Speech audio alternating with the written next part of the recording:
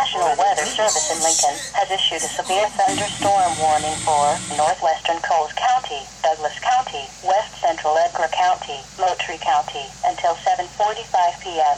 At 6:37 p.m., severe thunderstorms were located along the line extending from Tuscola to Bethany and moving southeast at 25 miles per hour.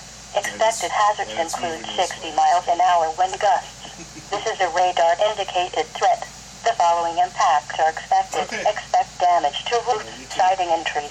Locations impacted include Tuscola, Sullivan, Mattoon, Arthur, Camargo, Allenville, Arcola, Cooks Mill, Humboldt, Hensborough, Brockton, Oakland, Raritan, Bourbon, Cadwell, Chesterville, Coles, Farrack Range, Bushton, and Borton. This includes Interstate 57 between mile markers 186 and 215.